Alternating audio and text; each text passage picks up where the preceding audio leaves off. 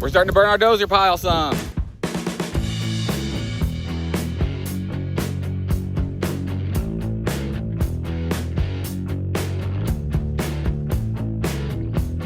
So we got this big dozer pile from the pond dig, and I started today. I'm hoping it doesn't get out of hand. I don't think it will really, because there's not much around it. The wind is helping it get going pretty well, but the wind can also make it get out of hand. Right now, the wind is actually helping, because every other time that we've started the fire, and we have started a few times, we've got a few places. There's a place over here where we tried burning some other scrap too, but most every other time that we burned it, it's went out pretty quick. But this wind is blowing a little bit right now, and it has sat here for a little while as well, and that's gotten it dried out pretty well. So the wind is the part of the fuel that it needs in order to burn this fire. The sooner we get it burned, the sooner we can start cleaning this area up a little bit. Welcome to COPPERHEAD Road Homestead. Welcome to COPPERHEAD Road Homestead. The sooner we get this burned, the sooner we can get this all cleaned up over here. Then we can make this nice. We can plant some grass seed, maybe this fall still. We might plant some winter wheat this winter, till it all up, and plant some winter wheat, or just surface sow it. I'm not really sure exactly what we're going to do yet. The reason we were thinking about planting winter wheat was because with that, it's going to put some roots down below the surface, so that's really nice. And it's going to have this mass above the surface that we can cut back in this spring, and then it'll have some more stuff on the surface as well. And all that's just going to create some biomass.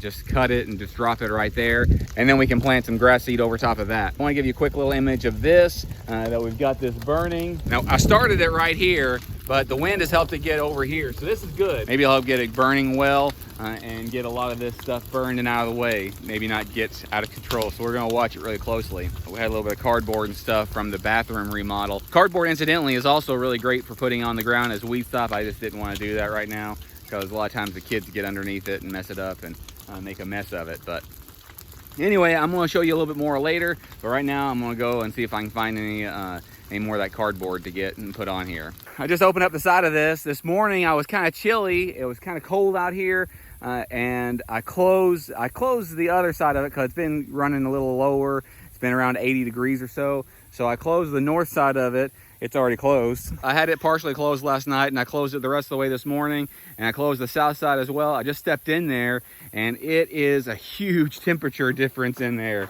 I was cold this morning. I had to put on a jacket, but I stepped in here. Oh man, it's like an oven in here. Woo! It works, man. I can already tell actually a difference since I opened this side up. I didn't have my tripod, so I couldn't show you me closing it and opening it. Let's see if you can get up close enough to see that.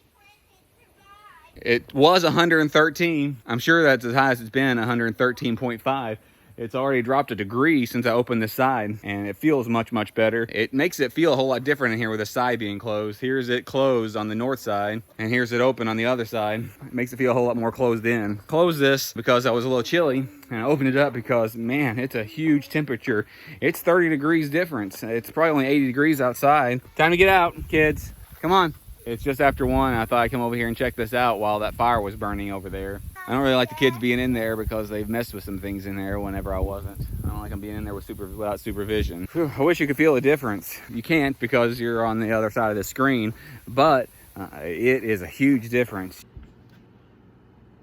The top number is what it is outside, 72, and it's 73 inside the house, I guess. If it's 72 outside under my front porch and 112 in there, that means it raised the temperature by 40 degrees. That's pretty impressive. It's pretty amazing.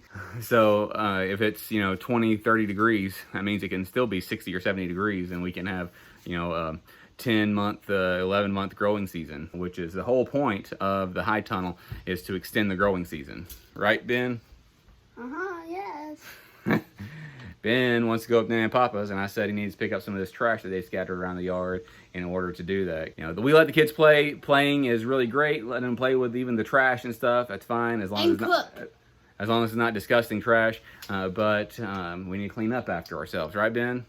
Yes. It's about an hour later, and I'm walking over to the high tunnel to see how much the temperature has gone down. Oh yeah, it's already feels a whole lot better in here. Walk over here to this thermometer. It says 92.8, so it's went down 20 degrees. The north side's still closed over here, and then the south side's open. We'll walk over here to the fire and see how that looks. It looks like it's mostly died down. I don't think it's in much danger of getting out of hand anymore. It's still quite hot right here next to it, so it'll keep burning for a while. Maybe it'll burn some of these limbs down just a bit more. Next time I build a fire, I'll build it somewhere else so we can incrementally get this all burned up. Maybe by this spring we'll have it all done. We're making progress on this. It's just you know, gonna take a little bit of time to do so. It's just a few feet from that, but a different angle. Here's that big log that was over on the other side. Still got a bunch of soil underneath it. It didn't get too far over there. This is from up on the levee. We still have a lot of burning to do to get rid of the rest of this. We'll get it done. Just, you know, slow and steady wins the race. Just a little bit at a time. We'll get it all done and get it burnt. If you like things like this, like and subscribe, hit that notification bell, select all so you never miss a notification. Thanks. All right, there's just one more thing that I need to do today. Rua told me she wanted me to plant this mum in the ground. I asked her where. She said in the high tunnel. I'm not really sure why, to be honest with you. I didn't argue with her. Been married for 15 years now, and I've learned not to argue with my wife whenever she wants me to do something, especially when it costs me nothing. I'm not gonna argue with her. I'm just gonna do what she asked, and I'm gonna plant this mum in the high tunnel. Now, the reason I'm confused is because I thought they were supposed to be decorative. Most people in our area just put them on their front porch and water them every day, and then they die in the winter, and they get new ones the next year. She talked to Nana or something about overwintering it, and again, I know nothing about mums. I know that a lot of people have bushes this shaped sitting on their front porch that are dead around December time or November or something like that. Most people don't seem to plant them in high tunnels, but that's what Rua told me to do. That's what I'm gonna do. All I'm gonna do in order to do this is just dig a hole about the shape that I need it. The second to last row, which is the 7th from the north end, is where I've got my strawberries planted. I've got the strawberries started about right here at this 4th upright. Yeah, 4th upright counting the corner. So I'm gonna put the mum just west of that. So what I'm gonna do is I'm gonna dig a hole slightly larger than the pot, and then I'm just going to put the mum in there, and then I'm gonna water it in. I'm gonna go turn the water hose on because I don't need to water my strawberries. So I'm just gonna water the mum. Mum.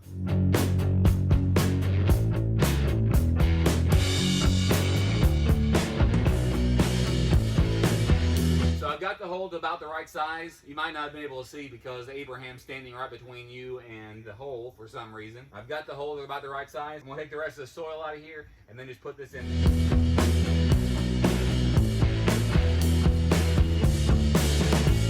So a lot of times what you do whenever you repot something is you disturb the roots a little bit so they can spread out. So I'm gonna try to do that a little bit as I put this in the hole. Just disturbing the roots.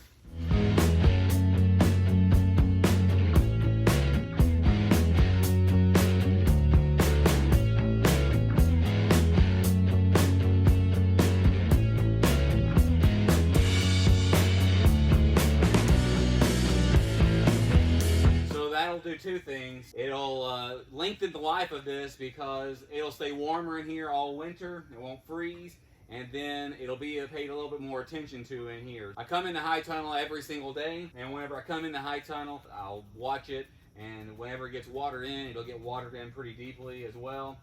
We might actually water this a little bit more than everything else because everything else doesn't need as much water as this, and the roots are going to be deeper here. But the roots for the strawberries that belong this line, they're pretty shallow, and this is at least that far down to the ground, and since it's not going to be in a pot anymore, it might go deeper and spread out further as well. As far as pollinators go, it might attract some more pollinators for the rest of the year as well. I'll let you know if Rua is happy with this.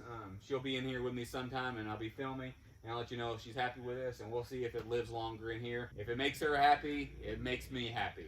Right, Alanis Morissette? If it makes you happy, it can't be that bad. If it makes you happy, then why am I so sad?